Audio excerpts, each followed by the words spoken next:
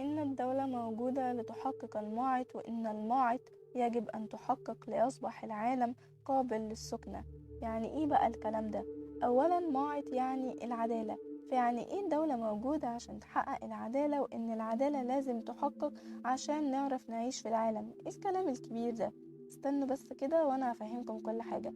الجملة اللي أنا قلتها في الأول دي هي شعار أجدادنا القدماء المصريين، والجملة دي هي اللي اتبنى عليها حضارة كاملة، واستمروا أجدادنا القدماء المصريين متمسكين بالشعار ده وبقانون المعادل، يعني قانون العدل. وعشان يبقى فيه قانون وفيه عدل لازم يبقى فيه قضاة عشان يطبقوا القانون ويحكموا بالعدل. وفي الفيديو ده هتكلم عن القضاء في مصر القديمة والنظام القضائي في مصر القديمة.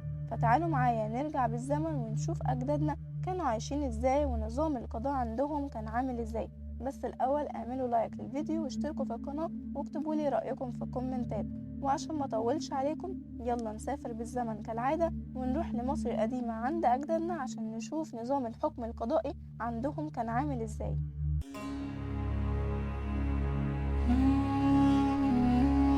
أهلا بيكم في كيميت، الأرض اللي قامت عليها أرقى وأعظم حضارة في التاريخ. قبل ما أحكي لكم عن النظام القضائي في مصر القديمة هقول لكم إيه هي موعد دي. موعد مش بس معناها العدالة، لا، هي موعد كمان معناها إلهة العدالة في مصر القديمة، وكانت بتتمثل في شكل امرأة وعلى رأسها ريشة، اللي هي ريشة العدالة اللي كانت بتتحط في الميزان في محكمة الموتى، وكانت بتمسك في إيدها علامة العنخ رمز الحياة. ويقال إن موعد هي ابنة رع خلقها عشان تنظم الكون وتنظم الحياة فيه بقوانين ثابتة وعادلة، وعرفها المصري القديم منذ نشأة الحضارة المصرية بقوانين الموعد، وإنه يجب عليه إنه يحقق القوانين دي على الأرض عشان ينعم برضا الإله ويبعث ويخلد في حقول إياره اللي هي الجنة عند المصري القديم. وكان المصري القديم كمان مؤمن إنه لو محققش قوانين الموعد على أرض الإله اللي هي كيميت هيعم الفساد في المجتمع بسبب غضب الإله عليهم لأنهم ما طبقوش قوانينه. وعشان يعرفوا يطبقوا الموعد اللي هي العدالة يعني لازم يبقى عندهم سلطة قضائية وقانون يمشوا عليه. وأول من وضع قانون لنظام الحكم في التاريخ البشري كله هم أجدادنا القدماء المصريين.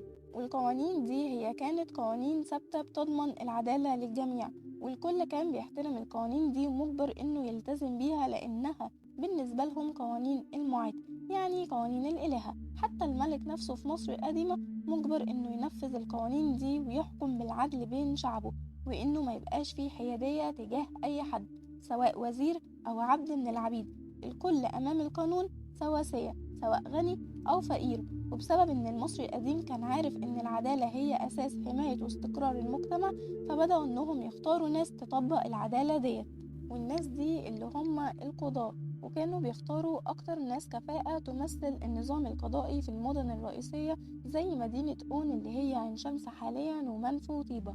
وان القضاة دول هم المسؤولين قدام الملك انهم يطبقوا العدل في المجتمع. والمؤرخ اليوناني بلوترخ قال ان الملك في مصر القديمة كان بيطلب من القضاء إنهم ما ينفذوش أي أوامر ليه ظلمة أو أي أوامر تخالف الموعد، وإن لما القاضي كان بيجي يحلف اليمين قبل توليه مهام وظيفته القضائية كان يجب عليه إنه يحلف بعدم إطاعة الملك إذا أمره بأي معصية أو ظلم، وإنه يجب عليه تنفيذ الموعد اللي هو العدل حتى أمام الملك. وكان الملك في مصر القديمة بيلح على القاضي إنه يحلف اليمين ده. والقضاة دول كان دورهم كمان هو منع انتشار الفساد في المجتمع ومنع الظلم. وكان رئيس المحكمة في مصر القديمة بيلبس في رقبته سلسلة مصنوعة من الذهب فيها تميمة على شكل الإلهة معد اللي هي إلهة العدالة. وكان بيبقى موجود داخل المحكمة أمام القضاة 8 مجلدات. المجلدات دي بتضمن التشريعات القانونية اللي بيحكموا بيها القضاة دول في أي قضية أو في أي حاجة. والمؤرخ ديودور الصقلي قال إن الكل في كلمة متساوي أمام القانون، الكل بيطبق عليه القانون ويسود العدل في المجتمع. وأهم حاجة إن القانون في مصر القديمة كان قانون إنساني بحت، يعني كان بيضمن حقوق الإنسان وبيحفظ كرامته ويحترمه.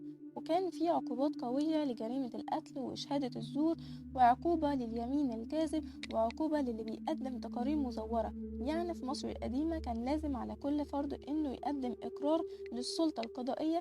الإقرار ده كان بيبقى مكتوب فيه اسمه ومكان إقامته وحرفته ودخله للسلطة القضائية، ولو حد زور في التقرير ده كان بيبقى عليه عقوبة قوية جدا ممكن توصل للإعدام. وكان في عقوبات للغش في المعاملات التجارية، وعقوبات للسرقة والكذب والزنا وقتل الحيوانات. من الآخر كان في عقوبة لكل فعل فاسد ومخالف للقانون.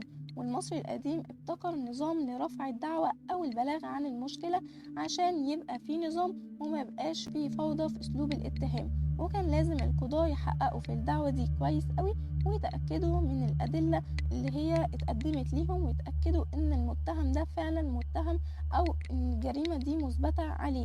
وكانوا بيتأكدوا عن طريق اما ان المتهم نفسه يعترف على نفسه، او ان يبقى فيه شهود شاهدة عليه، وساعتها كانوا بيقرروا حكمهم. وكان في مصر القديمة القضاء المدني والقضاء العسكري والقضاء التجاري وكمان القضاء الكهنوتي، ولكل نوع من دول اختصاصاته. وده أقدم نظام قانوني عرفته الإنسانية في التاريخ البشري كله، واستمر النظام ده طوال فترة الحضارة المصرية القديمة، وكمان ما كانش فيه قانون زيه في الحضارات التانية. وده كان فيديو النهاردة عن نظام القضاء في مصر القديمة، واتمنى يكون الفيديو عجبكم. ما تنسوش تشتركوا في القناة لو لسه ما اشتركتوش، وفعلوا زر الجرس واعملوا لايك للفيديو، واكتبوا لي رأيكم في الكومنتات، واشوفكم على خير في فيديو جديد.